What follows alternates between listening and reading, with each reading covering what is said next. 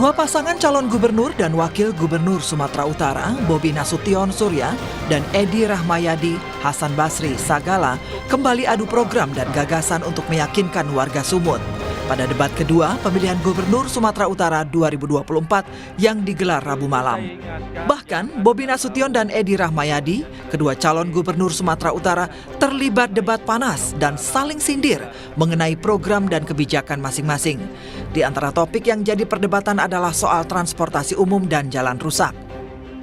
Transportasi massal ini harus kehadiran pemerintah untuk ikut serta menyiapkan ramah lingkungan yang bersifat polusi yang harus kita perhatikan. Perbaikan jalan-jalan yang harus kita perbaiki, mana jalan itu jalan provinsi, jalan kabupaten kota, dan jalan nasional. Ini harus jelas.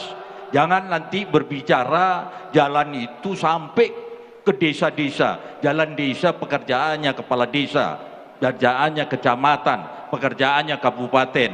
Bukan urusan gubernur, tapi gubernur mengkoordinir untuk tercapainya itu.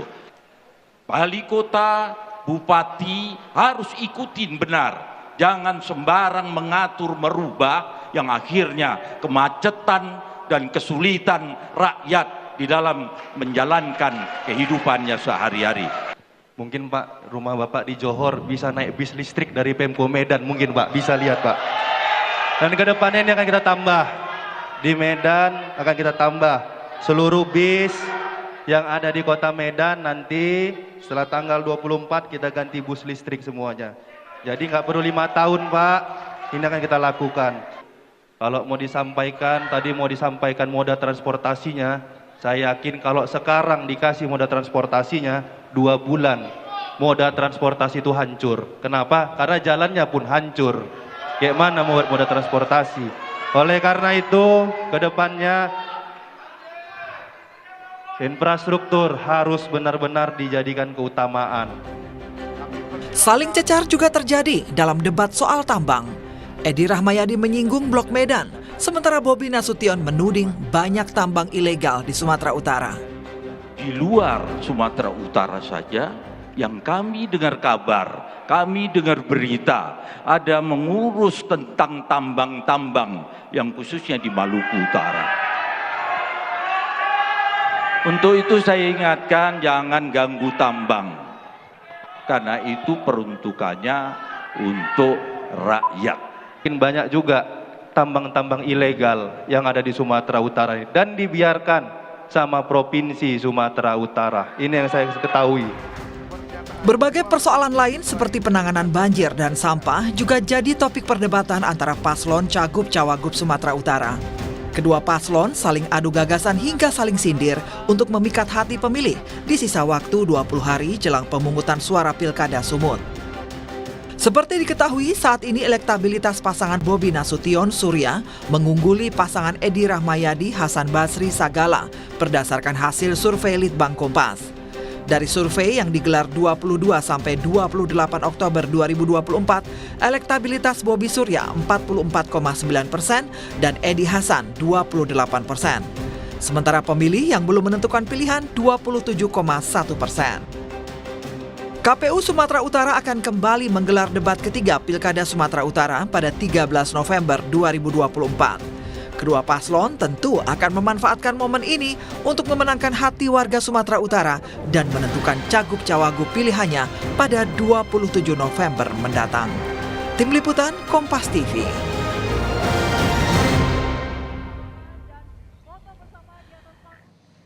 Dengan dibalut saling sindir kebijakan, kedua paslon Pilkada Sumatera Utara saling adu gagasan di debat kedua Pilkada Sumatera Utara Rabu malam kemarin.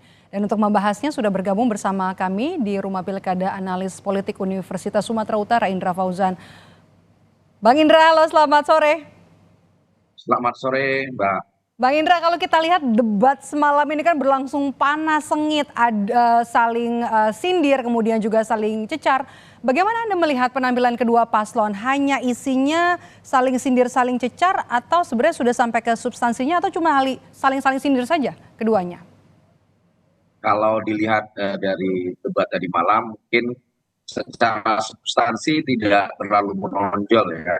Mhm. Situ lebih banyak bicara tentang sindiran-sindiran, kemudian juga banyak bicara tentang bagaimana kesalahan-kesalahan individu-individu ataupun kandidat-kandidat calon gubernur yang muncul. Misalnya terkait dengan pengelolaan keuangan, Mhm. tentang pengaspalan di depan rumah gubernur, kemudian bicara tentang blok Medan dan lain sebagainya. Nah, ini tentunya lebih banyak pada downgrading kandidat lain, Mhm. lawan. Secara substansi debat, kita ingin melihat sebenarnya bagaimana persaingan daerah, kemudian bagaimana terkait dengan isu-isu pembangunan berkelanjutan. Memang terkait dengan misalnya terkait dengan mobil listrik dan lain sebagainya itu disinggung. Tapi kan bagaimana program-program nanti mereka yang akan mereka lakukan tidak terlihat begitu Jadi banyak. Anda melihat belum sampai ke substansinya ya, hanya di permukaan saja meskipun terlalu banyak topik yang dibahas dalam debat. Ya, saya rasa terlalu banyak drama di situ ya, terlalu Oke. banyak drama di Mhm. antara kedua kandidat. Walaupun sebenarnya dari kandidat yang kita lihat mungkin Bobi lebih menggunakan menguasai isu ya. Dia Mhm. menguasai isu, kemudian dia menggunakan Mhm. data-data yang cukup akurat. Nah, dan ini mungkin menjadi catatan bagi Pak Edi Rahmayadi ya, karena dia bicara secara substansi tidak menggunakan data-data yang Mhm. begitu Anda bisa penting. lihat Bobi lebih siap, amunisinya sudah ada ya untuk menyerang Ya, rivalnya. jadi Oke. ini kan strategi masing-masing kandidat untuk bagaimana mereka menampilkan performa mereka di debat kandidat ini. Mhm. Cuman memang Oke. itu tadi kalau kita lihat ya substansinya masih masih kurang jelas ya karena terkait yang ditunggu masyarakat ini apa sih yang akan mereka lakukan nanti di 5 tahun yang akan datang. Mhm. Jadi kebanyakan program juga tentu implementasinya juga seperti apa.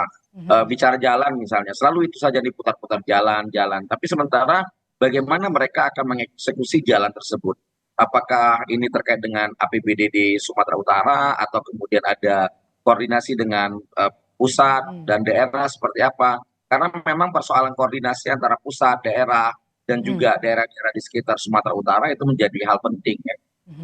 Karena dalam Undang-Undang Otonomi Daerah kan posisi gubernur itu tidaklah sebagaimana gubernur di masa yang lalu. Mhm. Jadi Oke. sebagai perwakilan di daerah, jadi mereka punya kewenangan yang cukup terbatas. Mhm. Bang Indra, Bobi Surya ini kan menyindir kebijakan Edi di tingkat provinsi, kemudian Edi Hasan sebaliknya menyindir kebijakan Bobi di Kota Medan begitu ya. Sepertinya memang jadi strategi kedua paslon yang memang sudah digunakan sebelumnya di debat pertama dan diulang lagi di debat kedua.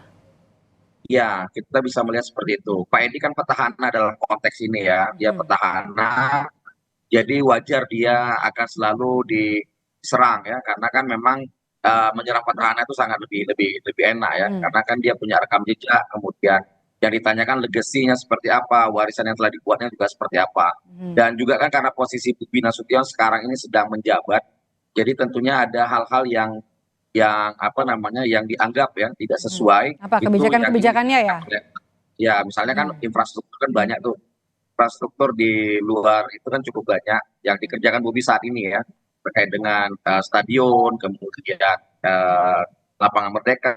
Nah itu kan hal-hal yang ingin di apa substansi yang ingin Mhm. ditanyakan. Tapi kan sebenarnya apa bingkai besarnya di Sumatera Utara ini? Selain infrastruktur misalnya, itu kan pelayanan yang memang kewajiban pemerintah. Tapi Mhm. bagaimana meningkatkan kualitas sumber daya misalnya, persaingan di investasi di sumut misalnya. Nah Mhm. itu yang harusnya di apa ditonjolkan. Mhm. Karena kan tidak Itu tidak muncul selamanya sama sekali di debat ya? iya tidak muncul sama sekali bagaimana menarik investor misalnya. Apalagi misalnya Pak Edi pernah menyinggung tentang pariwisata ya. Tapi Mhm. kan pariwisata kita selalunya dari pusat. Investor-investor tidak masuk Mhm. gitu. Oke. Jadi kan pertanyaannya seperti apa strategi mereka nih atau program mereka Mhm. untuk menarik investor terkait dengan Oke. pariwisata, pembangunan dan lain Mhm, baik. sebagainya. Bang Indra, kita mau move on ke soal tambang Medan yang kemudian juga dibahas yang menyeret nama Bobi Nasution. Dibalas Bobi juga nih soal tambang ilegal di Sumatera Utara. Apakah Anda melihat ada substansinya dari isu tambang di Sumatera Utara ini? Memang persoalan ya di isu tambang Sumatera Utara misalnya di daerah Mandailing, Natal ya di beberapa daerah itu menjadi persoalan-persoalan yang menjadi titik tolak lah ya dari persoalan pertambangan di Sumatera Utara. Tapi kan persoalan pertambangan ini tidak hanya soal persoalan perizinan ya, tapi juga bagaimana penambangan itu mampu mensejahterakan masyarakat atau tidak. Selama ini kan pertambangan itu selalu memunculkan konflik di masyarakat. Nah, tadi malam kita tidak melihat seperti apa strategi-strategi atau program-program terkait dengan pertambangan, selain dengan isu-isu pribadi, misalnya terkait dengan itu tadi ya, Blok Medan dan lain sebagainya. Nah, persoalan pertambangan ini kan harusnya mengikuti aturan-aturan dari negara, gitu ya. Kemudian perwakilan di daerah Sumatera Utara itu bagaimana mengimplementasikannya. Makanya kalau kita lihat selama ini terjadinya konflik-konflik pertambangan itu ya memang bermuaranya di masyarakat. Jadi bagaimana strategi kepala daerah, terutama Gubernur Sumatera Utara nantinya ini untuk menyelesaikan persoalan tersebut. Tapi kan kita tidak melihat nih apa sih sebenarnya keinginan dari Pak Edi Rahmayadi, apa keinginan dari Pak Bobi Nasution. Fakta-faktanya mungkin mereka tidak, detail datanya mungkin tidak terlalu tersaji ya bagi dari mereka, sehingga mereka tidak punya apa namanya gambaran utuh nih terkait dengan pertambangan di Sumatera Utara. Oke, kita bahas sekarang soal sampah. Sampah juga jadi sorotan debat semalam ya. Bobi mengaku pernah di-prank ya, di-prank Bobi terkait juga dengan penyediaan lahan buat tempat pembuangan sampah. Anda bisa melihat gak isu sampah di Sumatera Utara? Kalau mungkin bicara persampahan ya, itu kan misalnya ada pengelolaan sampah. Kawasan Bidang Rut kan ada Medan, Binjai, Deli Serdang, Karo. Nah sebenarnya itu daerah-daerah yang memang harusnya menjadi area-area tempat pengolahan sampah. Persoalan yang dihadapi Pak Bobi Nasution kan di Kota Medan tidak ada TPA nih. TPA yang digunakan saat Di ini pinggir masih Medan semua ya? ya, TPA terjun itu ada di Medan Utara, kemudian itu sudah tidak mencukupi lagi secara publikasi atau tonasenya, sehingga Medan harus mencari alternatif tempat pembuangan akhir sampah tersebut. Nah, saya rasa persoalan prank ini saya tidak terlalu memahami ya seperti apa, mungkin pernah dijanjikan, tapi koordinasi antar daerah ini penting. Kolaborasi yang ingin dibangun seperti apa sih antara misalnya dan misalnya strategi Keseriusannya dari untuk mengatasi masalah sampah ya? iya, mengatasi Oke. bagaimana sistem koordinasinya, Oke. komunikasinya seperti apa. Jadi tidak hanya sekedar di atas wacana saja kita akan mengkoordinasi Oke. seperti ini, tapi detailnya seperti apa. Karena kan terkadang terjadi ego sektoral antar kepala daerah, antar Kota Medan dengan Deli Serdang misalnya, atau Deli Serdang dengan daerah lain. Ini menjadi susah untuk menentukan titik temunya. Bang Indra, elektabilitas Bobi Surya ini kan jauh ya di atas Edi. Apakah ini kemudian hanya gambaran saat ini atau ini sebenarnya adalah gambaran sesungguhnya pada saat pencoblosan nanti?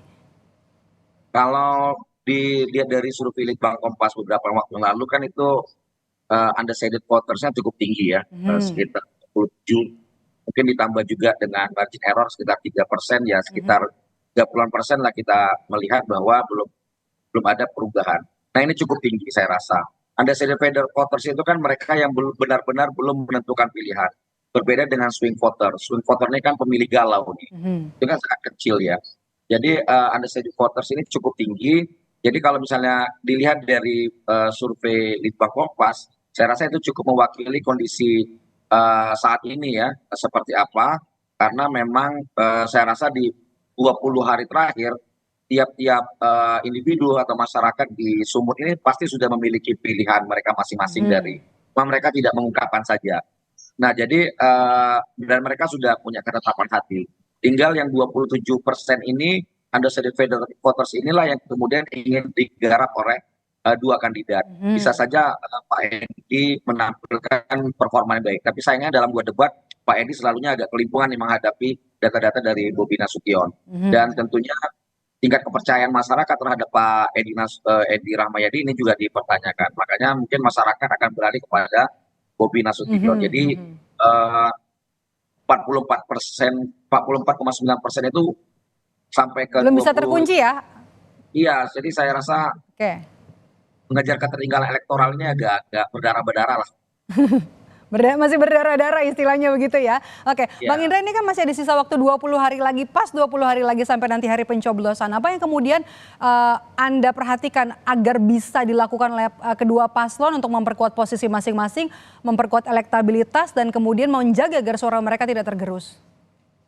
Ya kalau dilihat dari peta persebaran ya yang disebar oleh berdasarkan dapil yang disebar oleh Litbang Kompas, tentunya daerah-daerah itu hampir semuanya dikuasai oleh Bobi Nasution, dan ini menjadi tantangan yang sangat sulit bagi Edi Rahmayadi. Tinggal bagaimana mengoptimalkan isu, kemudian juga mengoptimalkan kantong-kantong suara, basis suara Pak Edi. Selama ini Pak Edi kan punya basis suara di Labuan Batu Raya ya. Kalau di daerah Madeling Natal, Tapsel dan sebagainya mungkin itu sudah bulat dimenangkan oleh Bobi Nasution. Ya, tinggal di daerah-daerah seperti daerah-daerah yang mungkin Deli Serdang, Kota Medan, kemudian Langkat, kemudian Daerah-daerah Melayu begitu ya? daerah-daerah yang ya sekitar Pantai Barat inilah. Oke. Masyarakat yang kemudian punya budaya politik yang berbeda, tingkat pendidikan yang berbeda, pekerjaan yang berbeda. Kemudian tentunya mereka adalah, saya rasa ada sedikit voters itu berputar di tiga daerah ini. Jadi ada kemungkinan saya rasa lebih bagus Edi Rahmayadi itu menggempur tiga wilayah ini, memenangkan kontestasi ini. Tapi bagaimanapun ini kan juga dilihat dari elektabilitas Bobi Nasution yang juga saya rasa terus naik. Baik. Pengaruh-pengaruh politik di lapangan juga seperti apa? Karena kan banyak kandidat-kandidat yang lain mengasosiasikan diri mereka kepada Bobi Nasution. Lalunya mereka sepertinya ingin mendapat endorsan dari Bobi Nasution, dan ini menjadi menjadi satu strategi yang sangat krusial juga dalam pemilihan. Baik, terima kasih sudah memberikan ulasan tentang hasil debat kedua Pilgub Sumatera Utara hari ini. Indra Fauzan, analis politik dari Universitas Sumatera Utara. Sehat selalu, Bang Indra.